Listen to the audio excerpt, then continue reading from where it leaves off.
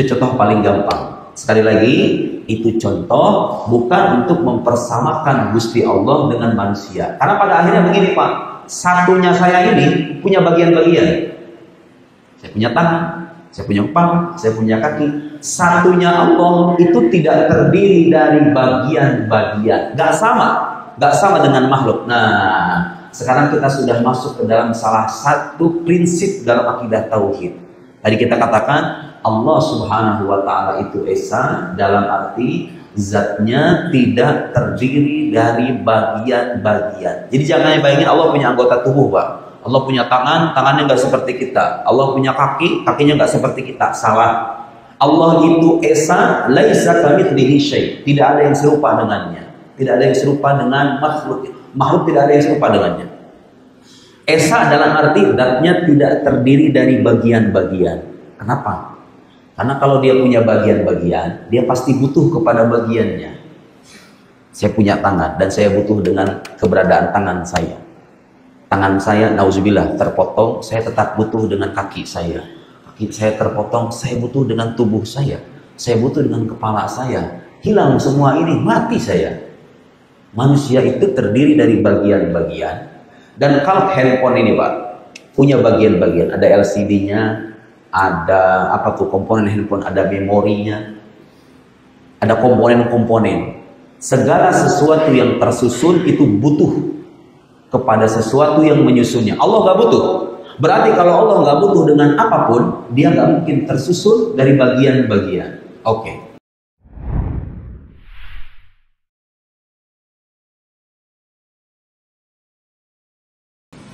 Semuanya bersepakat untuk menetapkan dan membiarkan serta mengimani semua sifat-sifat Allah yang terdapat dalam kitabnya dan sunnah Rasulnya tanpa berbuat lancang dengan menakwilnya.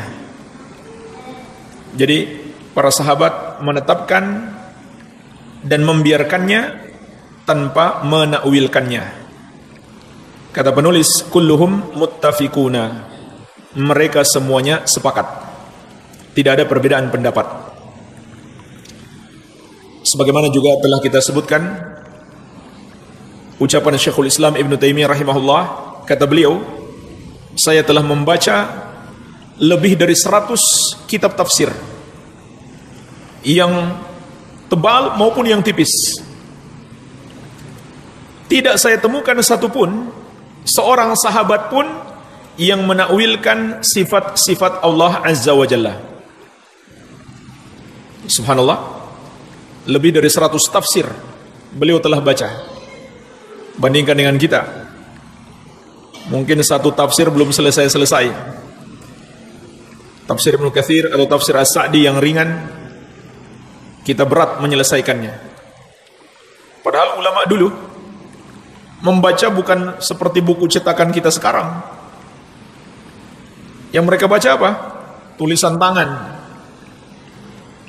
di atas kertas yang tentu kualitasnya jauh lebih rendah daripada kertas kita sekarang. Tapi Allah berikan pertolongan, Allah berikan keberkahan kepada mereka melebihi kita. Dan zaman dulu jangan kira seperti sekarang mudah mendapatkan kitab. Sekarang bahkan nggak perlu beli, tinggal tanya sama Syekh Google, keluar semua kitab-kitab yang kita butuhkan, tinggal di download. Subhanallah, beliau telah membaca lebih dari 100 kitab tafsir. Tidak ada satupun sahabat yang menakwilkan sifat-sifat Allah Azza wa Jalla atau mengeluarkannya dari zahirnya. Semuanya membiarkan sesuai zahir seperti yang dikatakan di dalam Al-Quran atau dalam sebuah hadis. Dan kemarin sudah kita bahas tentang firman Allah Azza wa Jalla, wa yabqa wajhu rabbika dzul jalali wal ikram. Surat Ar-Rahman ayat 27. Dalam ayat ini terdapat penetapan sifat wajah Allah Azza wa Jalla. Ini juga berdasarkan Al-Quran dan Sunnah serta ijma' salaf. Kata Syekh Ibn Utsaimin, wa ajma'a salaf ala itsbatil wajhi lillahi ta'ala. Ulama salaf, para sahabat radhiyallahu anhum ajmain sepakat menetapkan sifat wajah bagi Allah Azza wa Jalla. Tidak ada yang mengingkari sifat wajah. Tidak ada yang mengingkari sifat wajah. Jadi jemaah sekalian, ini thariqatus salaf, jalan yang ditempuh generasi salaf. Dan kita harus takut kalau kita menyelisihi jalan mereka, karena sudah kita maklumi Rasulullah SAW mengingatkan kita, umat beliau akan terpecah menjadi 73 golongan. Artinya 73 pemahaman, 73 penafsiran. Semuanya di neraka kecuali satu. Artinya apa? Semuanya salah, hanya satu yang benar. Siapa satu yang benar itu? Kata Nabi SAW, ma ana alaihi wa ashabi, yang mengikuti aku dan para sahabatku. Dan mengikuti para sahabat dalam mengimani sifat-sifat Allah, ini termasuk prinsip keimanan, prinsip agama, beriman kepada sifat-sifat Allah. Jadi bukan permasalahan sepele dalam agama, permasalahan besar. Mengimani sifat-sifat Allah Azza wa Jalla. Sudah sepatutnya kita mengikuti salaf. Dan Allah telah mengabarkan bahwa mereka adalah generasi yang telah Allah ridhoi. Maknanya, pemahaman mereka, akidah mereka, amalan mereka mengantarkan mereka mendapatkan ridho Allah. Sebagaimana dalam surat At-Taubah ayat 100, "Was-sabiqunal awwaluna minal muhajirin wal ansar walladzina taba'uhum bi ihsan radhiyallahu anhum wa radu'an." Orang-orang yang pertama masuk Islam, yaitu sahabat al-muhajirin dan al-ansar, dan orang-orang yang mengikuti mereka dengan baik, maka Allah telah ridho kepada mereka dan mereka pun ridho kepada Allah. Jadi jemaah sekalian, agar kita mendapatkan keridhaan Allah, hendaklah kita mengikuti jalan sahabat.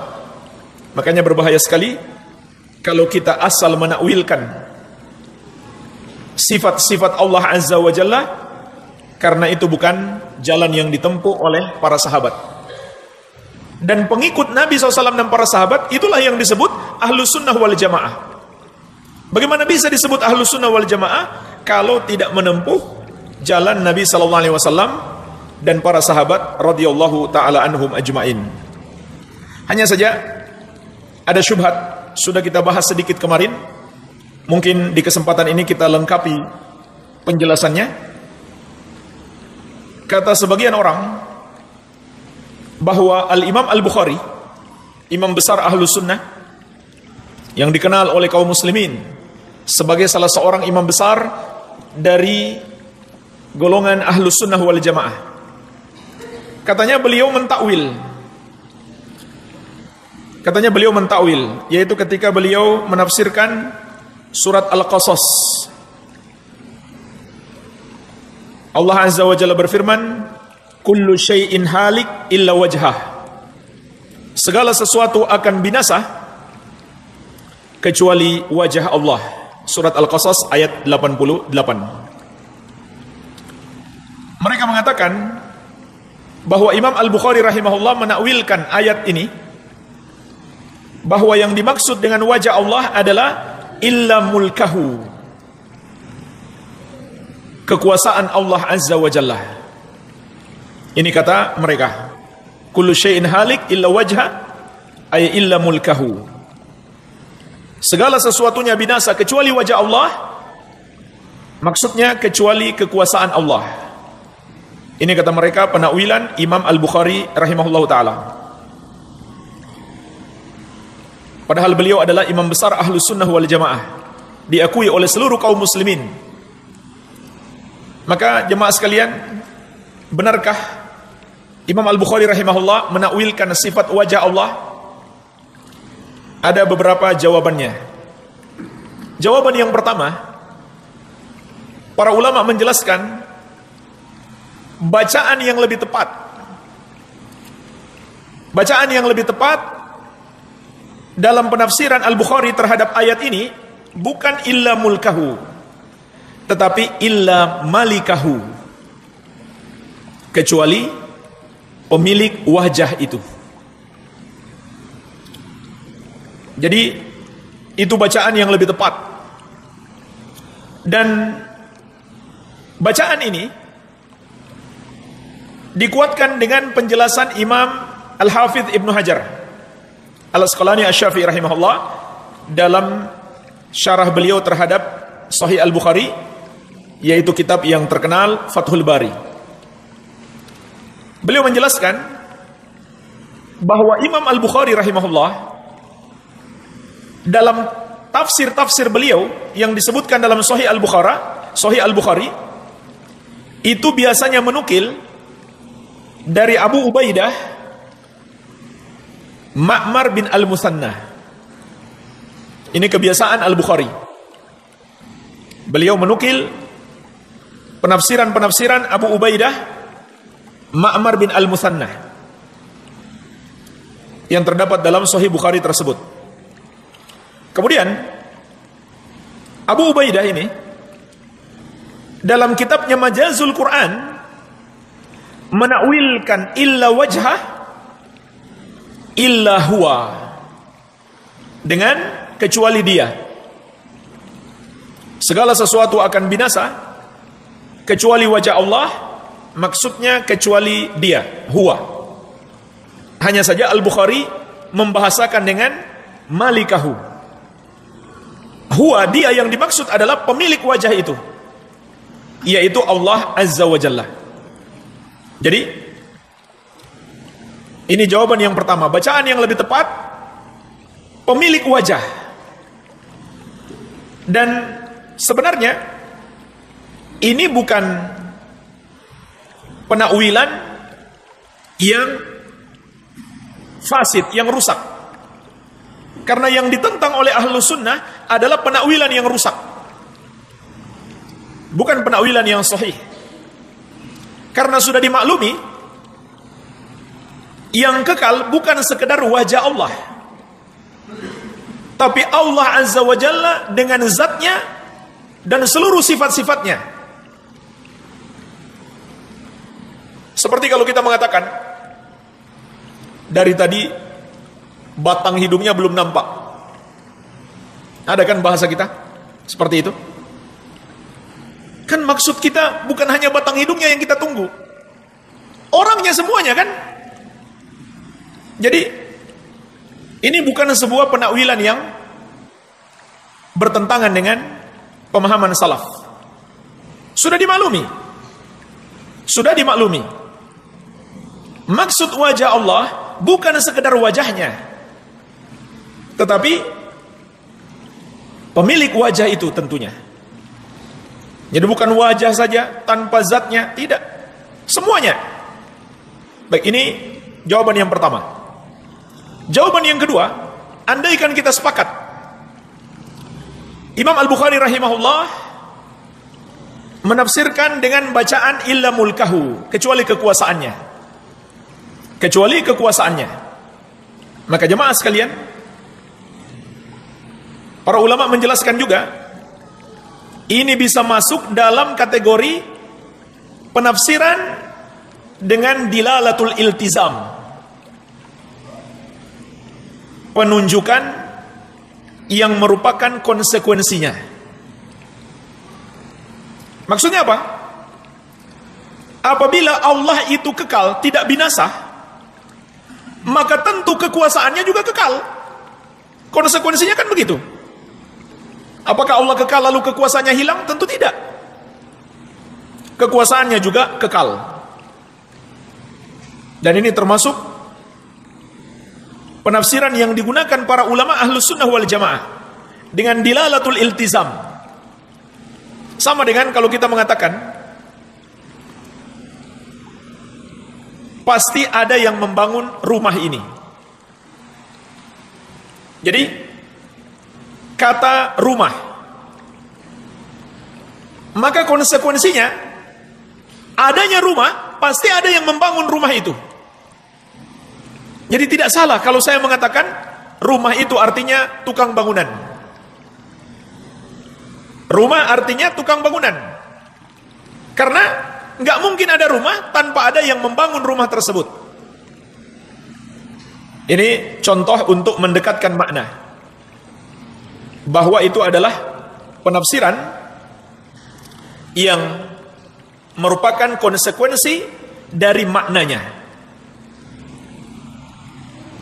Kemudian yang paling penting di sini dipahami, bukan maksud Imam Al-Bukhari menolak adanya wajah Allah. Jadi ketika para ulama menafsirkan satu sifat Allah dengan dilalatul iltizam, penunjukan makna yang merupakan konsekuensinya, itu tidak sama sekali menafikan sifat aslinya.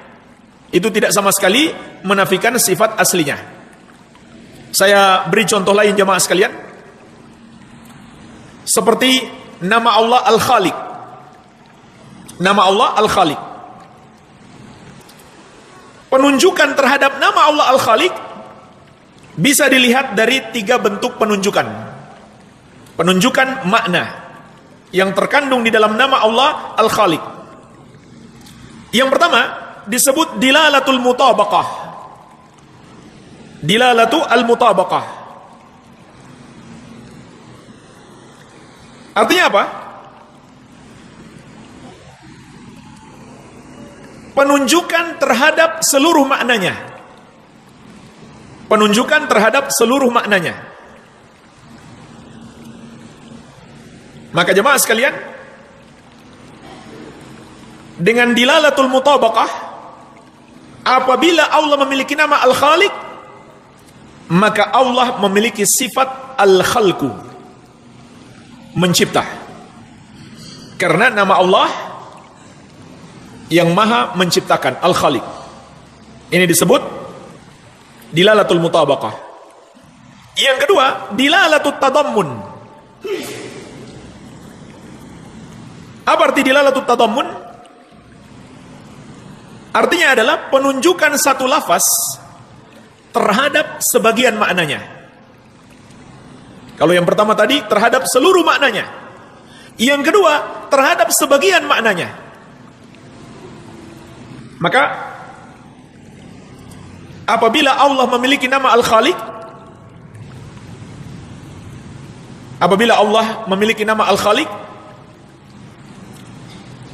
nama tersebut menunjukkan adanya zat Allah.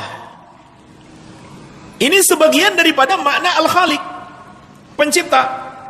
Pencipta pasti memiliki zat. Pencipta pasti memiliki zat. Enggak mungkin Allah yang maha menciptakan tapi tidak ada zat yang maha menciptakan. Baik. Nah sekarang yang ketiga, dilalatul iltizam.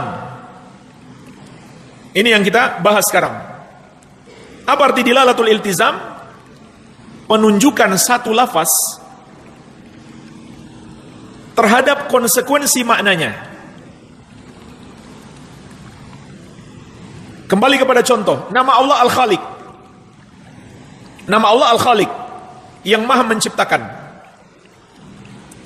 Apabila Allah memiliki nama Al-Khaliq, pastilah Allah memiliki sifat ilmu dan kudrah. Walaupun ilmu dan kudrah ini tidak masuk dalam makna Al-Khaliq, tapi itu adalah konsekuensi yang terkandung di dalamnya. Kenapa jemaah sekalian?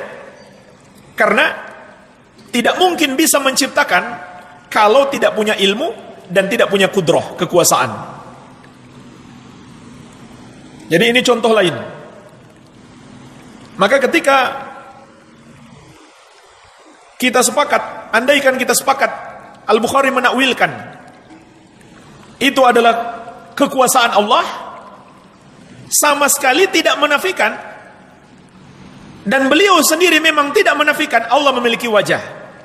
Sama seperti kita menafsirkan Al-Khaliq, Allah yang maha menciptakan, berarti Allah berilmu.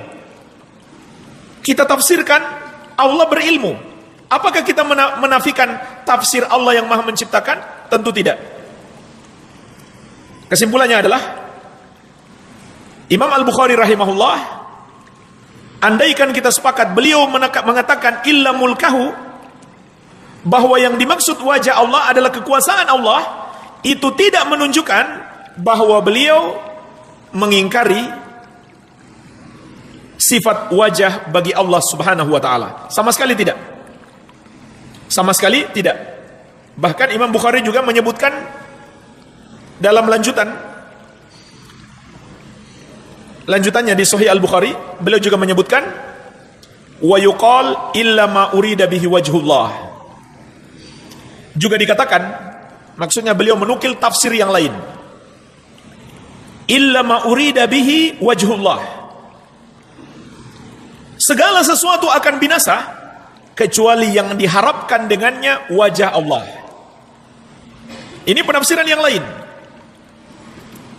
yaitu amalan-amalan kita yang kita niatkan karena Allah atau demi wajah Allah, maka itu tidak akan binasa, tidak akan hilang, karena Allah akan membalasnya di hari kiamat kelak. Apa yang dimaksud diharapkan dengannya wajah Allah? Maksudnya kita beramal supaya kita masuk surga, lalu kita melihat wajah Allah Azza wa Jalla. Artinya apa? Imam Al-Bukhari menyebutkan penafsiran penetapan adanya sifat wajah Allah. Jadi beliau tidak sama sekali mengingkari, dan tidak ada satupun riwayat beliau mengingkari adanya penetapan sifat wajah bagi Allah. Beda dengan golongan-golongan yang menyimpang. Allah memiliki wajah, mereka tafsirkan lain, dan mereka tidak mengimani bahwa Allah memiliki wajah. Jadi nggak sama antara mereka dengan Imam Al-Bukhari. Itu seandainya kita sepakat dibaca dengan illa mulkahu, kecuali kekuasaannya. Itu tidak bermakna Imam Al-Bukhari rahimahullah mengingkari sifat wajah bagi Allah Azza wa Jalla. Baik. Oleh karena itu jemaah sekalian, jawaban yang ketiga, hendaklah mereka bersikap adil kepada Imam Al-Bukhari. Sebab kalau mereka mau menakwil ayat-ayat sifat dengan berdalih Imam Al-Bukhari menakwil, itu tidak mencerminkan manhaj Imam Al-Bukhari. Imam Al-Bukhari mengikuti manhaj Ahlus Sunnah wal Jamaah, tidak mengingkari sifat-sifat Allah dengan cara menakwilkannya sehingga keluar dari maknanya yang sebenarnya. Kemudian jemaah sekalian, satu lagi jawaban yang keempat. Andaikan kita sepakat bahwa Imam Al-Bukhari telah melakukan takwil dan mengingkari sifat wajah Allah, maka kita katakan Imam Al-Bukhari siapa dibandingkan sahabat? Betul, beliau ulama, tapi dibandingkan dengan para sahabat, beliau tidak ada apa-apanya. Dan beliau bisa benar, bisa salah. Sedangkan para sahabat, apabila mereka telah sepakat, tidak mungkin mereka salah. Dan mereka dididik langsung oleh Rasulullah SAW. Jadi imam besar siapapun dia, kalau dia dalam satu permasalahan menyelisihi manhaj para sahabat, tetap salah, jangan diikuti, jangan dijadikan dalil. Tetapi jemaah sekalian, namanya orang yang menyimpang, apa saja yang mereka dapatkan untuk bisa mendukung penyimpangan mereka, akan mereka gunakan, walaupun sebenarnya bukan dalil. Jadi seandainya kita akui betul Imam Bukhari menakwil dan dia tidak mengimani sifat wajah bagi Allah, maka kita katakan beliau salah, jangan diikuti. Beliau salah, jangan diikuti. Jadi tetap saja ucapan beliau bukanlah dalil apabila menyelisihi manhajus salaf. Baik, ini bantahan selengkapnya terhadap orang yang menolak sifat tangan bagi Allah Azza wa Jalla berdalih dengan penafsiran Imam Al-Bukhari rahimahullahu ta'ala. Kita akan masuk insyaallah pembahasan sifat berikutnya. Apa sifat berikutnya? Penulis rahimahullah ta'ala menyebutkan firman Allah Azza wa Jalla, bal yadahu mabsutatani. Bahkan kedua tangan Allah terbuka. Surat Al-Maidah ayat 64. Jemaah sekalian, ayat ini menunjukkan kepada kita bahwa Allah Azza wa Jalla memiliki tangan. Dan tangan Allah ada dua. Karena disebutkan di sini, bal yadahu mabsutatani. Bahkan kedua tangan Allah terbuka. Jadi disebutkan di dalam ayat ini, dua tangan Allah terbuka. Maka ayat ini menunjukkan kepada kita bahwa Allah Azza wa Jalla memiliki dua tangan. Allah Subhanahu wa taala memiliki dua tangan. Ini adalah ayat dalam Al-Quran yang menetapkan sifat tangan bagi Allah Azza wa Jalla. Dan ayat-ayat yang lain masih banyak. Ayat-ayat yang lain masih banyak. Di antaranya firman Allah tentang penciptaan iblis. Penciptaan Nabi Adam alaihissalam. Apa kata Allah di surat Shad ayat 75? Qala ya iblis,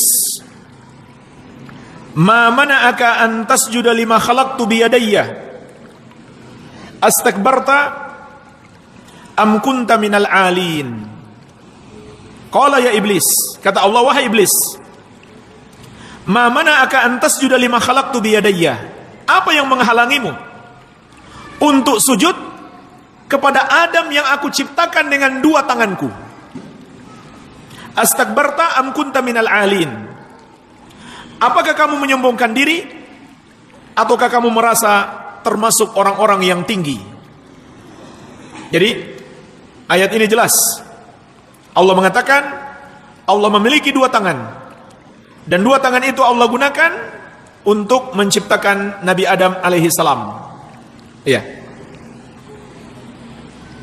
Adapun dalil dari hadis Nabi SAW juga sangat banyak. Dalil-dalil dari hadis Nabi SAW yang menunjukkan Allah memiliki tangan juga sangat banyak.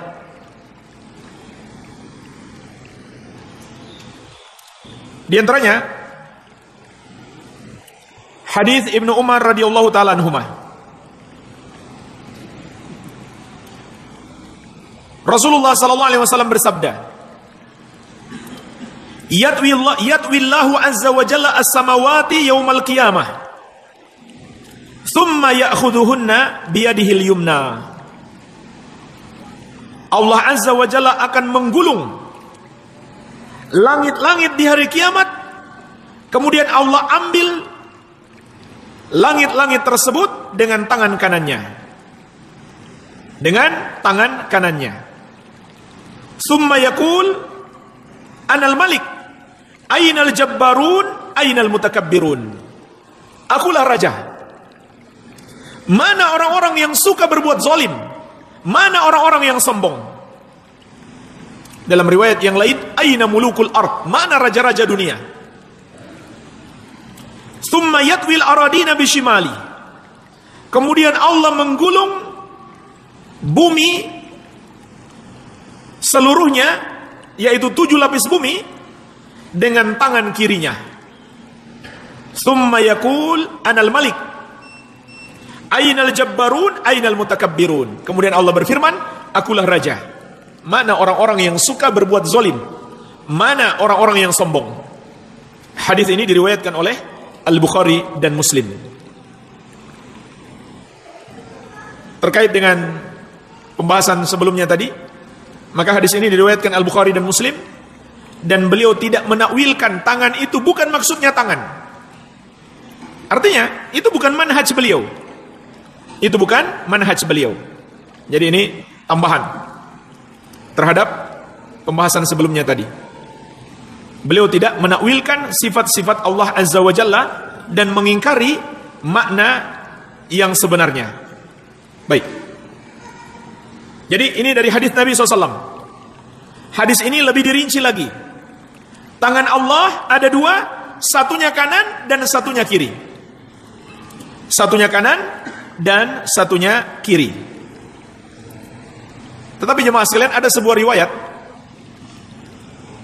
riwayat. Nabi SAW mengatakan, kilta yadaihi yamin. Dua tangan Allah adalah kanan. Sebagian ulama melemahkan riwayat tersebut dan sebagian lagi mensahihkannya. Pendapat yang kuat insyaallah hadisnya sahih. Tetapi maksud yamin di situ kanan, bukan yamin maknanya kanan secara bahasa, tetapi maknanya penuh berkah. Dari mana kita bisa mendapatkan penafsiran ini? Ini bukan penafsiran sembarangan. Karena ada lanjutan dalam riwayatnya, yaminun mubarakah. Artinya yang penuh berkah. Jadi bukan dua-duanya kanan, namun maksudnya dua-duanya penuh berkah. Ini penting jemaah sekalian, karena jangan kita pahami kalau Allah punya tangan yang satunya kanan, satunya kiri, berarti yang kirinya lebih lemah daripada kanannya. Tidak. Itu kalau makhluk begitu. Makhluk umumnya begitu kan? Kecuali yang kidal. Umumnya makhluk, tangan kanannya lebih kuat daripada tangan kirinya. Jangan kita pahami tangan Allah kanan dan kiri berarti kanan lebih kuat daripada yang kiri. Tidak. Tangan Allah dua-duanya maha kuat. Tidak ada yang kurang. Dua-duanya sempurna. Hadis sahih riwayat Al-Bukhari dan Muslim. Dan hadis-hadis yang lain juga masih sangat banyak sekali yang menjelaskan bahwa Allah memiliki tangan, dan tangan Allah ada dua, satunya kanan dan satunya kiri, dan dua-duanya penuh berkah. Kemudian kata Syekh Ibnu Utsaimin, wa ajma' as-salaf ala itsbatil yadain lillahi azza wa jalla. Ulama salaf telah sepakat dalam penetapan sifat dua tangan bagi Allah azza wa jalla. Fayajibu itsbatuhuma lahu. Maka wajib bagi kita menetapkan adanya dua tangan ini bagi Allah. Biduni tahrifin wala ta'tilin. Tanpa melakukan tahrif, penyelewengan makna, dan tanpa melakukan ta'til, pengingkaran terhadap sifat tersebut. Wala takyifin wala tamthilin. Juga tidak boleh melakukan takyif, yaitu menggambarkan. Enggak boleh kita katakan nampaknya tangan Allah begini, nampaknya tangan Allah begitu. Enggak boleh. Enggak boleh kita gambarkan. Jangankan menggambarkannya jemaah sekalian, sekedar bertanya bagaimana gambarannya itu sudah termasuk bid'ah. Sebagaimana sering kita sebutkan ketika seseorang bertanya kepada Imam Malik, kaifal istiwa? Bagaimana bentuknya Allah istiwa? Gambarannya bagaimana? Maka Imam Malik menjawab, al-istiwa'u ma'lumun. Istiwa itu sudah dipahami maknanya. Yaitu dari segi bahasa kita bisa pahami makna istiwa secara zahirnya. Yaitu Allah di atas arsy. Allah di atas arsy. Sebagaimana perahu Nabi Nuh alaihissalam istawat ala judi. Disebutkan perahunya istiwa di atas bukit Judi. Artinya apa? Di atasnya. Bukan di sampingnya, bukan di bawahnya. Bukan tidak di atas, tidak di bawah. Bukan di mana-mana. Itu mana istiwa? Wal kaifu majhulun. Tetapi bagaimana bentuknya? Bagaimana caranya Allah istiwa? Itu tidak kita ketahui. Jadi jangan kita gambarkan Allah itu duduk, Allah itu berbaring. Enggak boleh. Karena kita enggak tahu. Kenapa kita enggak tahu? Allah tidak beritahu. Cukup bagi kita mengimani Allah istiwanya pastilah sesuai dengan keagungan dan kebesarannya. Wal imanu bihi wajibun. Kata Imam Malik, mengimaninya adalah wajib. Wassu'alu anhu bid'atun. Mempertanyakannya adalah bid'ah. Jadi kita nanya saja itu sudah bid'ah. Kalau ada orang yang mau nanya, bagaimana sih tangan Allah? Pertanyaannya sudah bid'ah. Itu Imam Malik berkata tentang istiwa. Sama berlaku juga untuk tangan. Jadi 4 yang dikatakan Imam Malik. Yang pertama, istiwa itu diketahui maknanya. Begitu pula tangan. Siapa yang nggak tahu arti tangan coba? Tangannya tangan, bukan kaki. Kita ketahui secara zahir tangan Allah. Yang kedua, bagaimana bentuk tangan Allah? Tidak kita ketahui. Tapi kita yakin tangan Allah pasti sesuai keagungan dan kebesarannya. Tangan yang sempurna, yang maha kuat, yang maha perkasa. Tidak ada kekurangan sedikit pun. Kemudian yang ketiga, mengimaninya wajib. Nggak boleh kita ingkari. Yang keempat, mempertanyakan bagaimana bentuknya tangan Allah, itu adalah bid'ah. Jadi tidak boleh melakukan takyif. Wala tamthilin. Kata Syekh, tidak pula boleh melakukan tamthil. Jadi 4 yang harus kita hindari. Yang pertama tadi tahrif, menyelewengkan maknanya. Allah sebut tangan, tapi mereka bilang bukan tangan. Maksudnya adalah kekuatan. Maksudnya adalah nikmat, bukan tangan. Itu namanya penyelewengan. Yang kedua ta'til, pengingkaran. Yang ketiga takyif, penggambaran. Yang keempat tamtsil, penyerupaan. Ini yang keempat yang harus kita hindari. Penyerupaan tangan Allah dengan tangan makhluk. Jadi gak boleh kita mengatakan tangan Allah seperti tangannya Nabi Muhammad misalkan sallallahu alaihi wasallam, atau seperti tangannya malaikat Jibril, atau seperti tangannya wali fulan, atau seperti tangan manusia. Tidak boleh. Allah telah menegaskan, laisa kamitslihi syai'un wa huwas samiul basir. Tidak ada yang serupa dengan Allah, dan Allah Maha mendengar lagi Maha melihat. Kata Syekh, wa huma yadani haqiqatani lillahi ta'ala. Jadi itu betul-betul 2 tangan yang hakiki bagi Allah. Jadi bukan kata majaz. Apa majaz itu dalam bahasa Indonesia? Apa? Kiasan. Bukan kata kiasan, tapi hakiki. Yadani hakikatani lillah, yaliqani bihi, yang sesuai dengan keagungan dan kebesaran Allah Azza wa Jalla. Dan jemaah sekalian, ayat yang disebutkan oleh penulis di sini ada satu faedah penting. Jadi ayat ini sebenarnya dalam konteks membantah orang-orang Yahudi. Bunyi ayat sebelumnya, Allah Azza wa Jalla berfirman, wa qalatil yahudu yadullahi maglulah. Orang-orang Yahudi berkata, tangan Allah terbelenggu. Jadi ini awal ayatnya. Maka Allah mengatakan, gullat aydihim walu'inu bima qalu. Tangan mereka yang terbelenggu, dan terlaknatlah mereka karena ucapan mereka. Bal yadahu mabsutatani. Bahkan kedua tangan Allah terbuka, tidak terbelenggu. Yunfiku kaifa yasha. Allah berinfak kepada siapa yang Dia kehendaki. Apa maksud orang-orang Yahudi tangan Allah terbelenggu? Maksudnya pelit. Kurang ajar tidak itu? Orang Yahudi. Maka Allah marah besar. Allah katakan sebenarnya mereka yang pelit, dan terlaknatlah mereka atas apa yang mereka katakan. Kemudian Allah bantah mereka, yang sebenarnya kedua tangan Allah terbuka.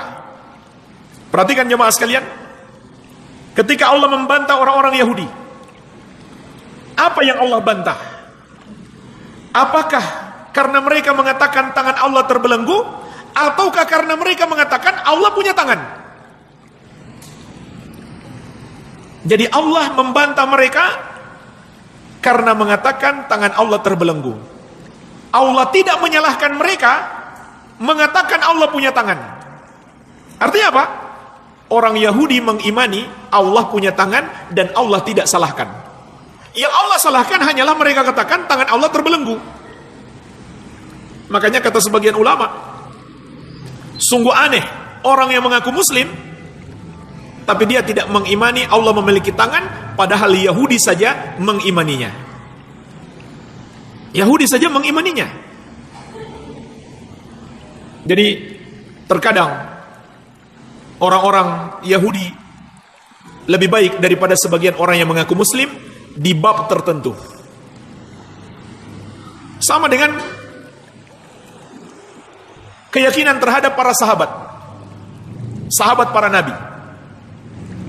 Tadi saya bahas di Masjid Al-Ukhwah, orang-orang Yahudi kalau ditanya, siapa umat terbaik di kalangan kalian? Mereka jawab, sahabat Nabi Musa. Orang Nasrani kalau ditanya, siapa umat terbaik di kalangan kalian? Mereka menjawab, hawarinya Nabi Isa, sahabat-sahabat Nabi Isa alaihissalam. Tapi orang Syiah kalau ditanya, siapa umat yang paling jelek? Mereka jawab, sahabat Nabi Muhammad sallallahu alaihi wasallam. Jadi lebih parah mereka daripada Yahudi dan Nasrani.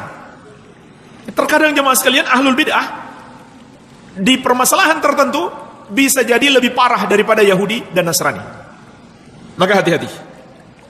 Ini faidah dari ayat ini. Kemudian jemaah sekalian, mereka yang menyimpang dalam keimanan terhadap sifat Allah memiliki tangan. Ada dua golongan yang menyimpang. Dan selalu ada dua golongan. Golongan musyabbihah dan golongan muawwilah.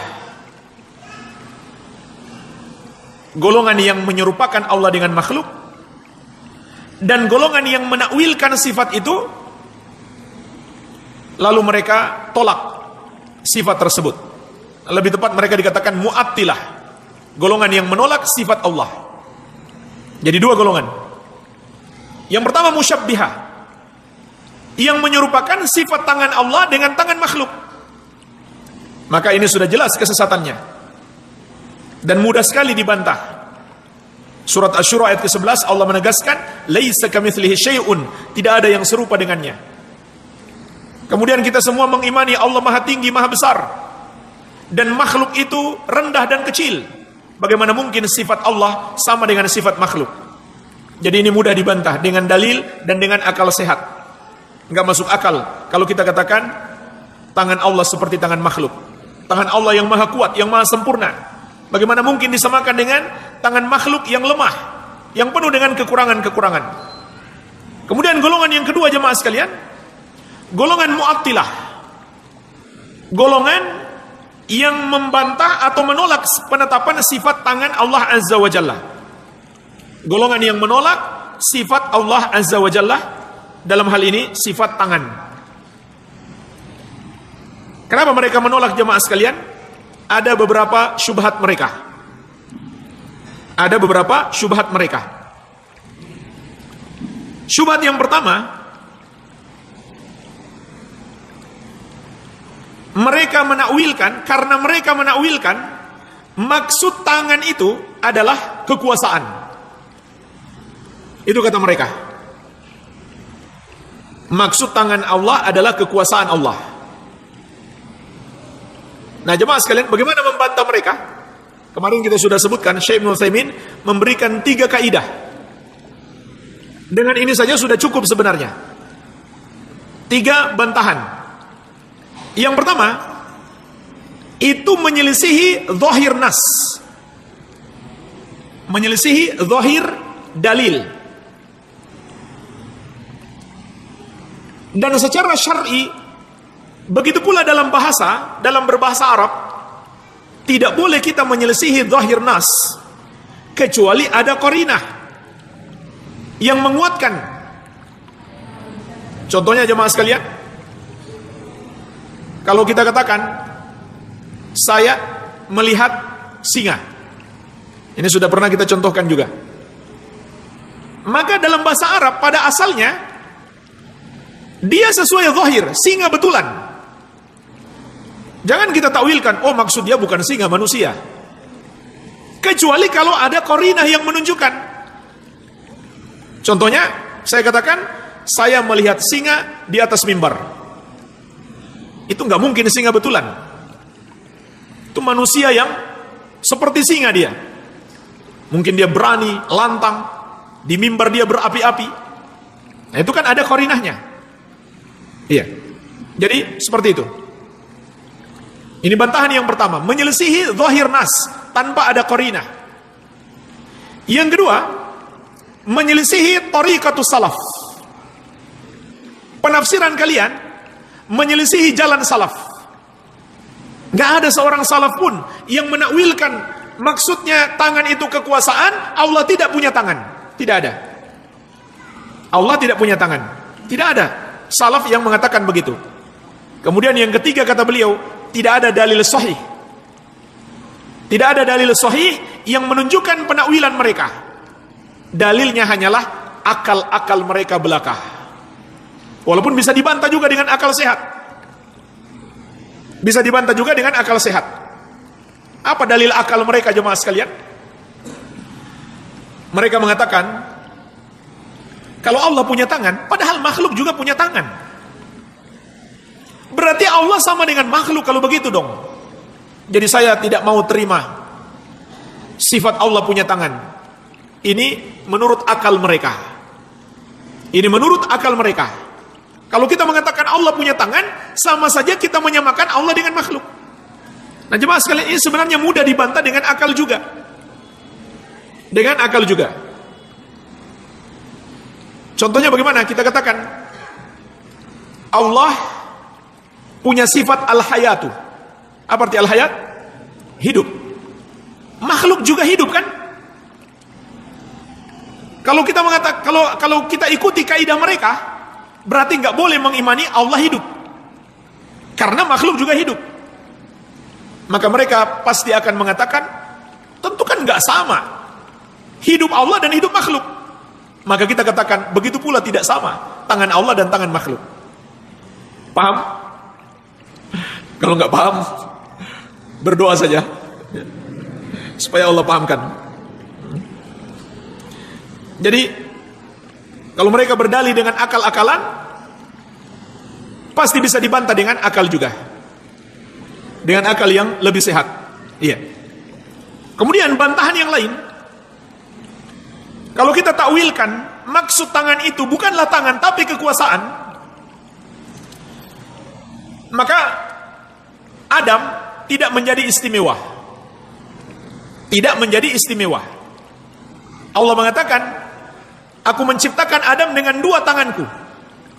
Kalau diartikan tangan di situ maksudnya kekuasaan Allah atau kemampuan Allah, berarti nggak ada bedanya Adam dengan iblis. Iblis juga Allah ciptakan dengan kemampuannya, dengan kekuasaannya. Kenapa Adam istimewa daripada iblis? Karena Adam diciptakan langsung dengan dua tangan Allah Azza wa Jalla. Jadi ayat itu membantah mereka. Iya. Kemudian juga sifat Allah kudrah, mampu. Itu hanya satu sifat. Sedangkan Allah mengatakan dua tanganku. Itu nggak cocok kalau ditafsirkan dua kekuasaanku. Kekuasaan Allah satu, meliputi semuanya, bukan dua, satu saja. Baik. Syubhat mereka yang lain, mereka takwilkan kekuasaan tangan Allah dengan nikmat Allah. Tangan Allah dengan nikmat Allah Azza wa Jalla. Iya. Nah, jemaah sekalian, jawabannya juga sama tadi sebenarnya. Jawabannya juga sama. Dengan tiga jawaban tadi. Yang pertama, ini menyelisihi zahir.